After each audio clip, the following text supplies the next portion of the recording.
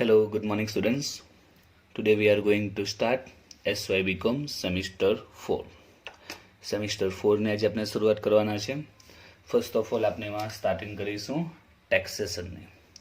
Semester 4ના subject જે semester 3માં હતા તે જ બધા સબ્જેક્ટ તમને સ્ટડી કરવામાં આવશે.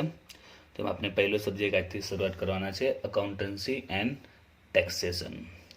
તો અકાઉન્ટન્સી એન્ડ ટેક્સેશનના સૌથી પહેલાં આપણે સિલેબસને ચેપ્ટર્સ વિશે માહિતી મેળવી લઈએ. તો અહીંયા પણ સેમિસ્ટર 3ની જેમ તમે બે સેક્શન હશે. ફર્સ્ટ સેક્શનમાં ઓનલી વન ચેપ્ટર છે જેનું નામ છે વેલ્યુએશન ઓફ શેર, જેનું વેઇટેજ છે 25%. Only one chapter valuation of share, weightage 25. Section 2ની વાત કરીએ એમાં આવશે salary income, the most important chapter of taxation, not this syllabus. ટેક્સેશનનું most important chapter that is salary. Second, income from house property, return of income and for GST 2. Okay, semester 3માં GST 1 હતું, અહીંયા GST 2 છે. અહીંયા પણ બે જે part છે એમાં જે ફર્સ્ટ પાર્ટ છે તે અકાઉન્ટન્સીનો છે એન્ડ જે સેક્શન 2 છે એ ટેક્સેશન છે. એમાં જે આપણે સમ આવશે તે અકાઉન્ટ્સને રિલેટેડ હશે, જ્યારે અહીંયા જે સમ હશે તે ટેક્સને રિલેટેડ આપેલા હશે. હવે જે ફર્સ્ટ ચેપ્ટર છે વેલ્યુએશન ઓફ શેર, એમાંથી તમને સમ પૂછાશે એટલે કે પ્રેક્ટિકલ ચેપ્ટર છે જેમાં આપણે સમ આવશે. સેલરી ઇન્કમ એમાંથી તમને સમ પૂછાશે એટલે મારું પ્રેક્ટિકલ ચેપ્ટર છે. ઇન્કમ ફ્રોમ હાઉસ પ્રોપર્ટી એ પણ પ્રેક્ટિકલ ચેપ્ટર છે, એમાંથી પણ સમ આવશે. Return of income and GST બંને આપણા થિયરી ચેપ્ટર છે. ઓકે, તો totally there are 3 practical chapter જેમાં આપણે સમ આવશે, દાખલા આવશે અને પ્રેક્ટિસ કરીશું. And return of income and GST બંને થિયરિકલ ચેપ્ટર છે. ક્લિયર? તો દરેકમાંથી તમને એક એક દાખલો પૂછાશે, એટલીસ્ટ 14 માર્ક્સ, 12 માર્ક્સ, જે રીતે અગાઉ પેટર્ન હતી તે. ઓકે, હવે આજે આપણે સ્ટાર્ટ કરવાના છે સેક્શન 1માં અકાઉન્ટન્સીનો જે પાર્ટ છે વેલ્યુએશન ઓફ શેર, એની આજે આપણે શરૂઆત કરીશું. Okay, let's start. Chapter number 1 valuation of share. Okay, 25% weightage છે અને એમાંથી તમને એક સમ 14 માર્ક્સનો ઓર 12 માર્ક્સનો કમ્પલસરી આવશે. તો first of all we understand what is valuation of share. Valuation share નો મીનિંગ શું થાય? what is valuation of share? તો સિમ્પલ છે, valuation of share means decide value of share. તો સિમ્પલ પોઈન્ટ છે વેલ્યુએશન શેર એટલે આપણે શેરની વેલ્યુ ડિસાઇડ કરવાની છે કે શેરની વેલ્યુ કેટલી છે. કંપની જે શેર ઇસ્યુ કર્યા છે we have to decide its value. Clear? તેને કહેવાશે valuation of share. Now question is that why decide value of share? શા માટે આપણે શેરની વેલ્યુ ડિસાઇડ કરવાની? બીકોઝ જ્યારે કંપની શેર ઇસ્યુ કરે છે, ઓકે, ઇસ્યુના ટાઈમની જો વાત કરીએ, જ્યારે શેર ઇસ્યુ થયા હોય, શેર બહાર પાડ્યા હોય, ત્યારે સપોઝ એની ફેસ વેલ્યુ 100 છે, બટ રાઇટ નાવ એની વેલ્યુ જે હશે તે અપ એન્ડ ડાઉન થતી હોય છે. તો આપણે એ વેલ્યુ કેટલી છે, રાઇટ નાવ એની વેલ્યુ કેટલી છે એ જો ફાઇન્ડ આઉટ કરવી હોય તો કઈ રીતે ફાઇન્ડ આઉટ થઈ શકે છે? ઓકે, તો આપણે ચેપ્ટરમાં એ જ ભણીશું કે શેરની વેલ્યુ કઈ રીતે ડિસાઇડ થાય. જો તમને યાદ હોય તો 12th સ્ટાન્ડર્ડમાં તમે એક ચેપ્ટર બની ગયા છે વેલ્યુએશન ઓફ ગુડવિલ. 12thમાં આવી ગયું છે આ પાઘડીનું મૂલ્યાંકન. વેલ્યુએશન ઓફ ગુડવિલ, પાઘડીનું મૂલ્યાંકન ગુજરાતીમાં કહેવાય છે. તો આ ચેપ્ટર 12thમાં બની ગયા છે, જેમાં તમે ગુડવિલની વેલ્યુ ડિસાઇડ કરતા હતા. એની અલગ અલગ મેથડ હતી, weighted average method, average method. Okay, તો એ અલગ અલગ મેથડથી આપણે ગુડવિલની વેલ્યુ ડિસાઇડ કરતા હતા. શા માટે? Y? because at the admission of partner, at the retirement of partner, they decided value of goodwill. Okay, જ્યારે પાર્ટનરનો એડમિશન થાય કે પાર્ટનર રિટાયર થાય કે ડેથ થાય ત્યારે એમને જે અમાઉન્ટ, જે શેર આપવાનો હોય છે ગુડવિલમાં, એના માટે આપણે ગુડવિલની વેલ્યુ ડિસાઇડ કરતા હતા. એ જ રીતે આપણે હવે કંપની લેવલની વાત કરીએ તો કંપની લેવલમાં પણ અમુક ઘણા કારણો છે, ઘણા રીઝન છે જેના માટે આપણે શેરની વેલ્યુ ડિસાઇડ કરવાની. તો એ કયા રીઝન હોઈ શકે? શા માટે આપણે શેરની વેલ્યુ ડિસાઇડ કરીએ છીએ? તો આ ઘણા રીઝન છે. તો આપણે 2-3 રીઝન તમને કેવું એટલે થોડો કન્સેપ્ટ ક્લિયર થાય. તો ફર્સ્ટ ઓફ ઓલ જો આપણે વાત કરીએ, જે ઓલરેડી આપણે સેમિસ્ટર 3માં બની ગયા છે, why we value share. Okay, શા માટે આપણે શેરની વેલ્યુ ડિસાઇડ કરવાનું રીઝન આપું છે. આપણે 2-3 કારણ તમને કેવું રીઝન છે. ફર્સ્ટ ઓફ ઓલ તમે લાસ્ટ સેમિસ્ટરમાં એમેલ્ગમેશન એન્ડ અબ્ઝોર્પ્શન બની ગયા. Okay, amalgamation and absorption.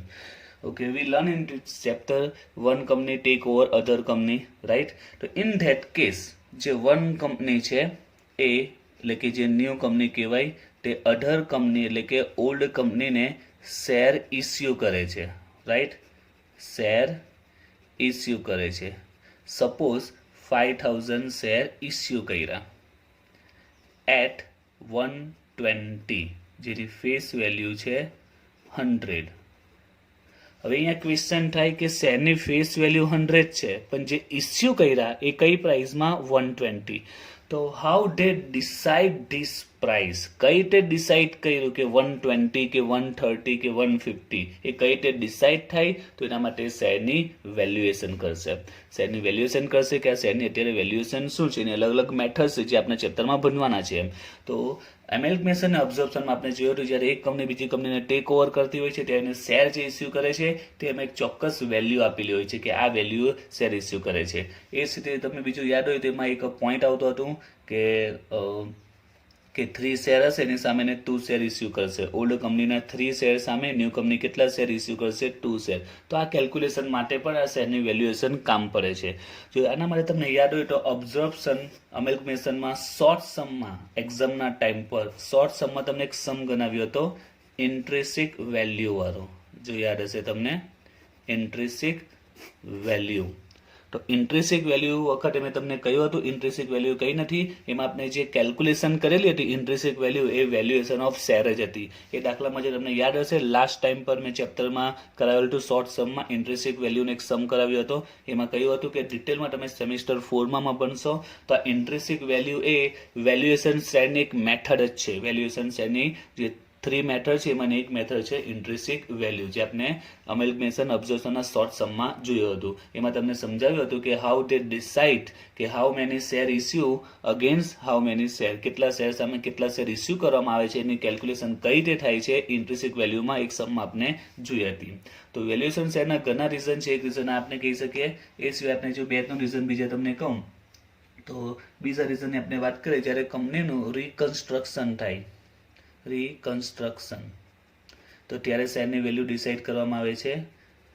તેમ લોન માટે સપોઝ કે આ શેર કંપની પાસે શેર છે એને એઝ અ સિક્યોરિટી તરીકે આપવામાં આવે. આપણે જેવી રીતના સિક્યોરિટી તરીકે અસેટ આપીએ અને લોન ટેક ઓવર કરીએ છીએ તો શેરને જ્યારે સિક્યોરિટી તરીકે આપવામાં આવે છે ત્યારે લોન લેવામાં આવે છે ત્યારે એની વેલ્યુ ડિસાઇડ કરવામાં આવે છે. ત્યાર પછી બીજું રીઝન કહીએ આપણે ગિફ્ટ.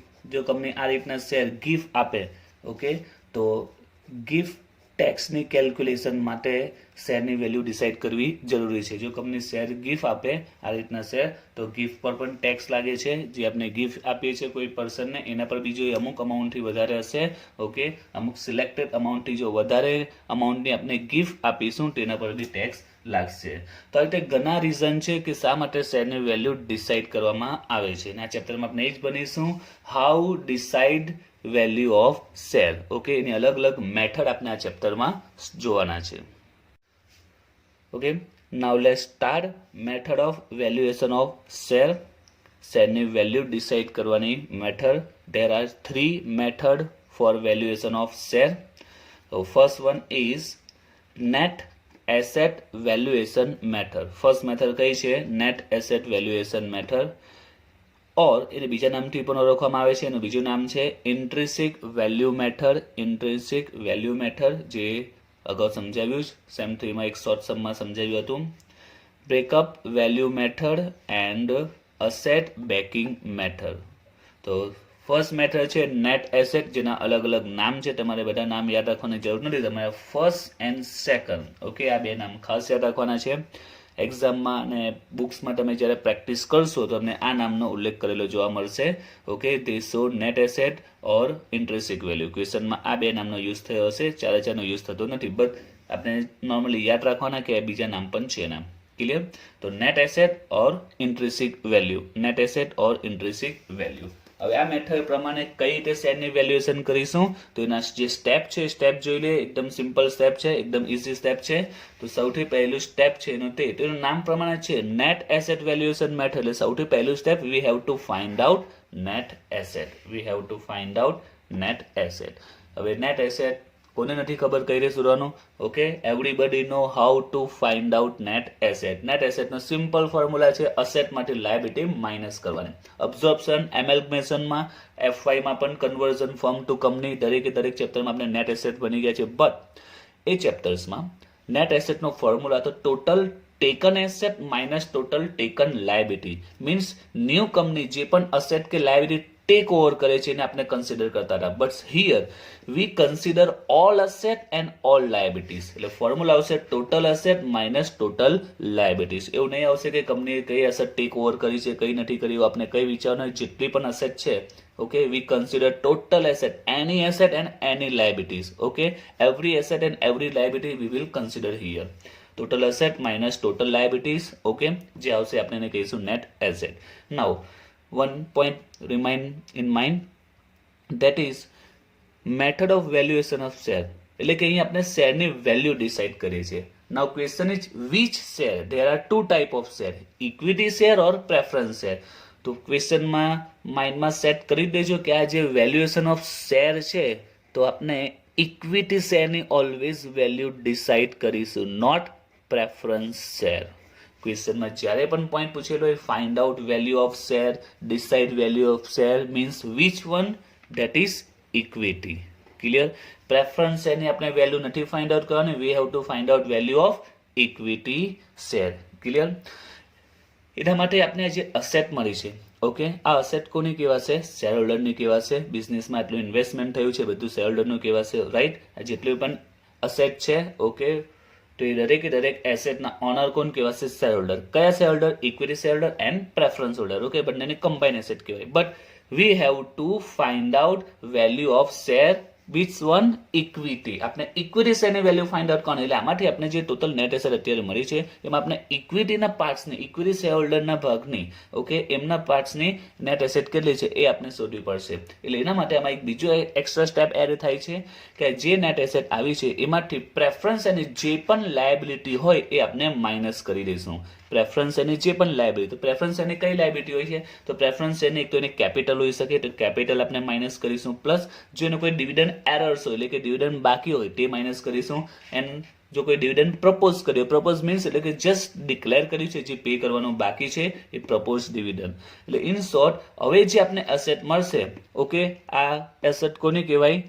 તો આ અસેટ કહેવાશે ઓનલી ફોર ઇક્વિટી શેર હોલ્ડરના ભાગની આપણે અસેટ મળી ગઈ. એટલે ટોટલ અસેટમાંથી ટોટલ લાયબિલિટી આપણે માઇનસ કરીશું. દેન પ્રેફરન્સ એની જે પણ લાયબિલિટી હોય ધેટ ઇઝ કેપિટલ, એમનો ડિવિડન્ડ એરર્સ હોય કે પછી પ્રપોઝ ડિવિડન્ડ, બધું આપણે માઇનસ કરીશું. આ બધી કોની લાયબિલિટી છે? પ્રેફરન્સની લાયબિલિટી, એની liability of preference share. Okay, દરેકે દરેક આપણે માઇનસ કરીશું. જે આવશે તે કહેવાશે નેટ એસેટ. ક્લિયર? તો ફર્સ્ટ સ્ટેપ છે નેટ એસેટ, સિમ્પલ જ છે. Clear? And the second step જે આપણે મેથડનું નામ છે તે શું નામ છે? Net asset or intrinsic value. શોર્ટમાં તમે ઇન્ટ્રિન્સિક વેલ્યુ યાદ રાખજો.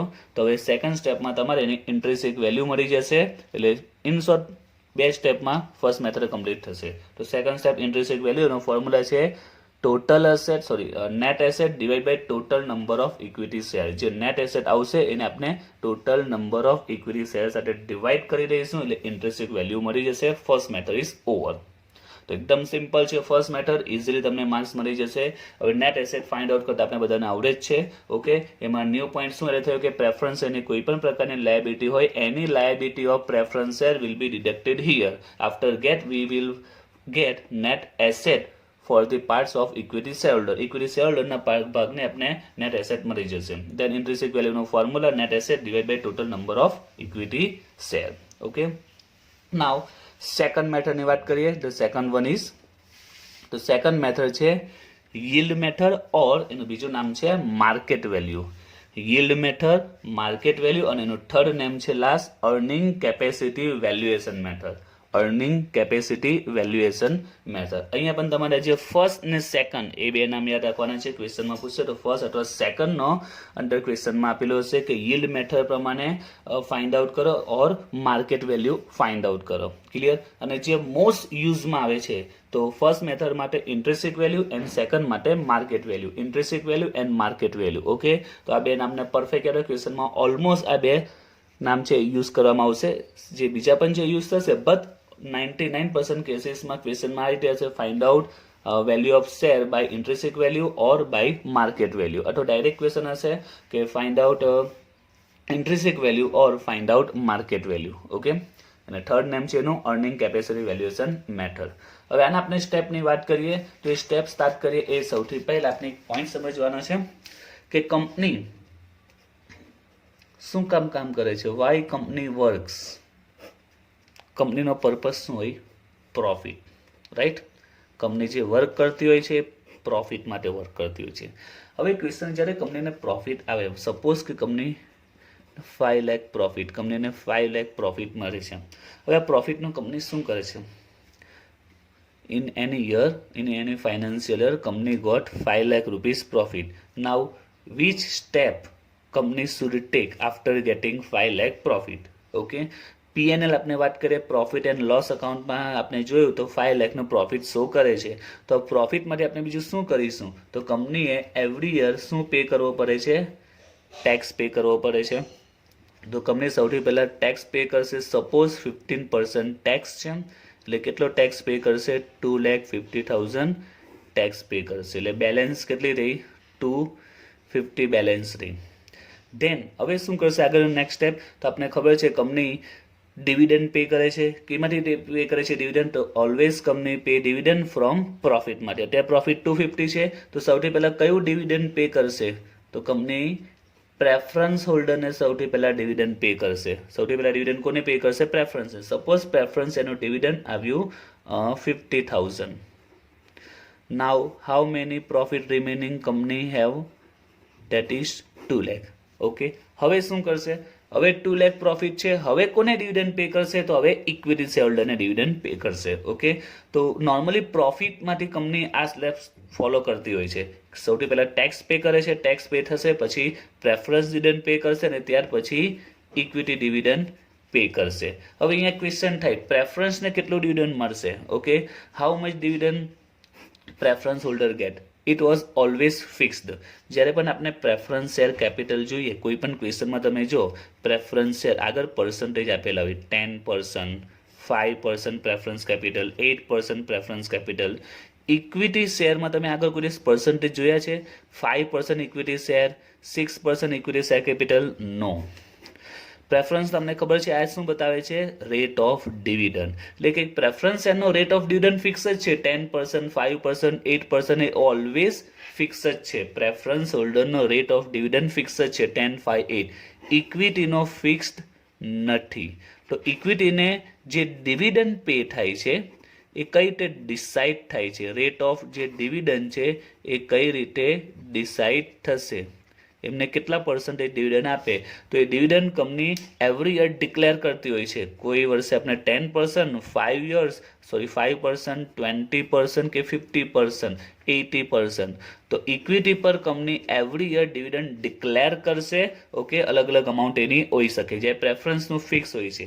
તો હવે કેવી રીતે ડિસાઇડ થશે એ પણ આપણે ખબર છે. ડિપેન્ડ કરશે પ્રોફિટ પર. જો પ્રોફિટ હાઈ હશે તો ડિવિડન્ડ બી હાઈ મળશે, પ્રોફિટ લો હશે તો ડિવિડન્ડ પણ લો હશે. ક્લિયર? આપણે વાત કોની કરીએ છીએ? ઇક્વિટી શેર હોલ્ડરની. તો પ્રોફિટ જો હાઈ હશે તો ઇક્વિટીને વધારે ડિવિડન્ડ મળશે, અને પ્રોફિટ લો હશે તો ઇક્વિટી શેર હોલ્ડરને લેસ ડિવિડન્ડ મળશે. ક્લિયર? તો એ ડિપેન્ડ કરશે આ પ્રોફિટ. કયો પ્રોફિટ કન્સિડર કરશે? આ ટોટલ પ્રોફિટ નહીં જોશે. ટોટલ પ્રોફિટમાંથી ટેક્સ પે કરશે, પ્રેફરન્સ ડિવિડન્ડને પેમેન્ટ કરશે, પછી જે પ્રોફિટ રિમેનિંગ બેલેન્સ રહેશે એના પર ડિપેન્ડ કરશે કે એમને કેટલા પર્સન્ટેજ ડિવિડન્ડ મળશે. ક્લિયર? તો જે સેકન્ડ મેથડ છે એમાં તમારે આ જ કામ કરવાનું છે. સૌથી પહેલા સ્ટેપ છે એનું તમારે rate of dividend find out કરવાનું છે. તો rate of dividend find out કરવા માટે સૌથી પહેલા એમનો પ્રોફિટ ફાઇન્ડ આઉટ કરવો પડશે કે કંપનીનો એકચ્યુઅલ પ્રોફિટ કેટલો છે after tax and after payment to dividend, preference dividend. Okay, તો એના જે સ્ટેપ છે તો સૌથી પહેલું સ્ટેપ એ છે find out average net profit for equity share holder. તો ફર્સ્ટ સ્ટેપ કયું છે કે આપણે ઇક્વિટી શેર હોલ્ડર માટે પ્રોફિટ ફાઇન્ડ આઉટ કરવાનું છે. એના પ્રોફિટ આવ્યો તો આ કોનો પ્રોફિટ કહેવાશે? It's profit for equity share holder. Okay, આમાંથી એમને હવે ડિવિડન્ડ મળવાનું છે. તો કઈ રીતે ફાઇન્ડ આઉટ કરવાનું તે આમાં જોઈ લીધું છે કે આપણે સૌથી પહેલા જે પ્રોફિટ હશે, ઓકે, કયો પ્રોફિટ લાવવાનો? યાદ રાખજો, એવરેજ પ્રોફિટ. જો ક્વેશ્ચનમાં એવરેજ પ્રોફિટ આપેલો હોય તો ઓકે. જો ક્વેશ્ચનમાં 2010, 11, 12 આ રીતે અલગ અલગ યરનો જો પ્રોફિટ આપેલો હોય, સપોઝ અહીંયા 5 લાખ છે, 4 લાખ છે, 2 લાખ છે. ઓકે, તો આપણે એની શું કરીશું? એવરેજ કરીશું. ઓકે, એટલે એવરેજ પ્રોફિટ આપણે ફાઇન્ડ આઉટ કરીશું. તો એવરેજ નેટ પ્રોફિટ એ કયો સૌથી પહેલાં લઈશું? Before tax. બિફોર ટેક્સનો જે એવરેજ પ્રોફિટ હશે તે એમાંથી આપણે સૌથી પહેલાં શું ડિડક્ટ કરીશું? તો ટેક્સ આપણે માઇનસ કરીશું. જે પર્સન્ટેજ હશે તે ક્વેશ્ચનમાં ઇન્ફોર્મેશન આપેલી હશે. જે આવશે તે એવરેજ પ્રોફિટ કહેવાશે. કયો પ્રોફિટ કહેવાશે? After tax, because we have already deducted tax. તો જે પ્રોફિટ મળશે તે કયો કહેવાશે? After tax. Then what we'll do, we will pay preference dividend. Okay, next step છે આપણે preference dividend ને પેમેન્ટ કરીશું. હવે જે પ્રોફિટ આવશે એ પ્રોફિટ કોનો કહેવાશે? ઇક્વિટી શેરહોલ્ડરના ભાગનો પ્રોફિટ કહેવાશે. ક્લિયર? તો સૌથી પહેલું સ્ટેપ કયું છે માર્કેટ વેલ્યુનું? એ છે આપણે ફાઇન્ડ આઉટ કરવાનું છે average net profit for equity shareholder. તો એનાનો બેઝિક સ્ટેપ યાદ રાખજો કે પ્રોફિટ જે બિફોર ટેક્સ હશે એમાંથી આપણે ટેક્સ માઇનસ કરીશું. જે આવશે તે આફ્ટર ટેક્સ કહેવાશે. અને એમાંથી લાસ્ટમાં શું કરીશું? પ્રેફરન્સ ડિવિડન્ડ માઇનસ કરીશું. જે આવશે તે પ્રોફિટ ફોર ઇક્વિટી શેરહોલ્ડર કહેવાશે. પ્રોફિટની ઇન્ફોર્મેશન ક્વેશ્ચનમાં આપેલી હશે કે પ્રોફિટ કયો છે, બિફોર ટેક્સ છે કે આફ્ટર ટેક્સ છે, કેટલો છે, એ બધી ઇન્ફોર્મેશન ક્વેશ્ચનમાં હશે. એ જ્યારે આપણે નેક્સ્ટ વિડીયોમાં દાખલા સ્ટાર્ટ કરીશું ત્યારે ડિટેલમાં એ પોઈન્ટને સમજીશું. અત્યારે બેઝિક સ્ટેપ યાદ રાખજો. જે બિફોર ટેક્સ હશે એમાંથી ટેક્સ માઇનસ કરો. જે આવશે તે આફ્ટર ટેક્સ. એમાંથી ડિવિડન્ડ માઇનસ કરો. જે આવશે તે કહેવાશે પ્રેફરન્સ ઇક્વિટી શેરહોલ્ડરના પાર્ટ્સનો પ્રોફિટ મળશે. હવે આમાં આપણે બધી કેલ્ક્યુલેશન શેના માટે કરી? રેટ ઓફ ડિવિડન્ડ માટે. ઓકે, કારણ કે rate of dividend find out કરવા માટે આપણે પ્રોફિટની જરૂર પડે. એટલે પ્રોફિટ શોધી નાખ્યું. એટલે સેકન્ડ સ્ટેપ છે રેટ ઓફ ડિવિડન્ડ. તો રેટ ઓફ ડિવિડન્ડ કઈ રીતે ફાઇન્ડ આઉટ કરવાનો? પણ સિમ્પલ ફોર્મ્યુલા છે. Rate of dividend find out કરવા માટે જે પ્રોફિટ મળ્યો છે divide by total paid up capital. એમની કેપિટલ કેટલી છે? ઓકે, કોની કેપિટલની વાત કરીએ છીએ? યાદ રાખજો, ઇક્વિટીની. મેં શરૂઆતમાં જ કહ્યું આપણે કોની વેલ્યુ ફાઇન્ડ આઉટ કરીએ છીએ? ઇક્વિટી. એટલે આપણે બધી ઇક્વિટીની વેલ્યુ ધ્યાનમાં લઈશું. તો ટોટલ પેડ અપ કેપિટલ કોની જોવાની છે? ઇક્વિટીની. પેડ અપ કેપિટલ શા માટે? શેર કેપિટલ નથી, પેડ અપ કેપિટલ. આ શબ્દ પર ખાસ ધ્યાન આપજો. Not only capital, it's a paid up capital. Suppose there are 5000 equity share, each of 180 paid up. તો એકચ્યુઅલી પેડ અપ કેપિટલ કેટલી કહેવાશે? તો 5000 ઇક્વિટી શેર, each of 100 છે, બટ પેડ અપ ઓનલી 80. એટલે ટોટલ પેડ અપ કેપિટલ કેટલી કહેવાશે? 4 lakh. So we have to consider this 4 lakh here. એટલે અહીંયા યાદ રાખજો, શેર કેપિટલ લેવાની છે, equity capital, but not total, only paid up. જેટલી પેડ અપ કેપિટલ હશે એટલે કે 4 લાખ અહીં આપણે કન્સિડર કરીશું અને પ્રોફિટ અહીંયાથી મળી જશે. ક્લિયર?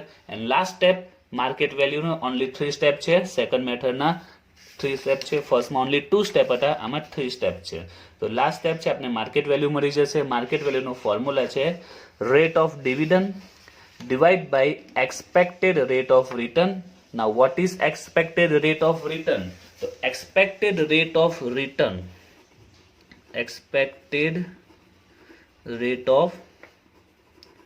return means તમે કોઈ બિઝનેસમાં જ્યારે ઇન્વેસ્ટ કરો છો, okay, when you invest in any business and how much you get from that business is called a expected rate of return. Suppose કે કોઈ બિઝનેસ તમે સ્ટાર્ટ કર્યો ને, you have invested 5 lakh rupees. Okay, you have invested 5 lakh rupees in any business and after year you get 15,000 as profit or income. Okay, how many amount you invested? 5 lakh and what you get? 50,000 profit or income. હવે તમે કહો કે આમાં તમને કેટલા percentage return મળ્યું? Simple લેંગ્વેજમાં કહીએ તો 5 લાખ ઇન્વેસ્ટ કર્યા, એની સામે યુ ગોટ ઓનલી 50,000. તો તમે કહી શકો કે તમને 10% રિટર્ન મળ્યું. રાઈટ? 5 લાખ ને 10% કેટલા થશે? 50,000 થશે. You got 10% from this business. Okay, 10% તમને પ્રોફિટ થયો છે.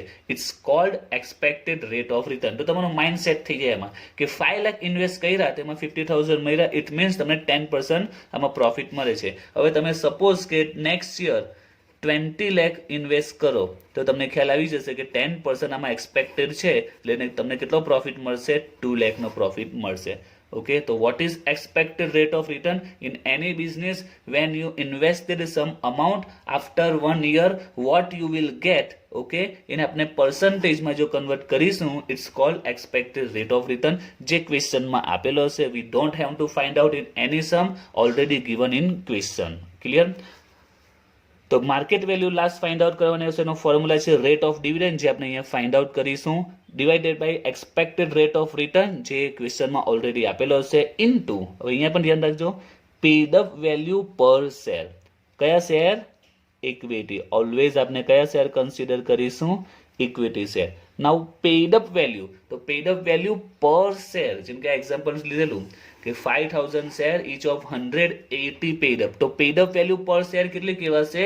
80 કહેવાશે. તો we will consider here 80 paid up value per share. Paid up value per share, per share કેટલા પેડ થયા છે? ઓનલી 80, એટલે કે આપણે 80 કન્સિડર કરીશું.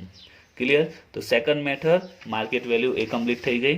નાઉ the last one, that is so easy, fair value. The last one is fair value. fair value નો એક simple formula છે, intrinsic value plus market value divide by 2 over, ફક્ત બસ આટલું છે, ફિનિશ.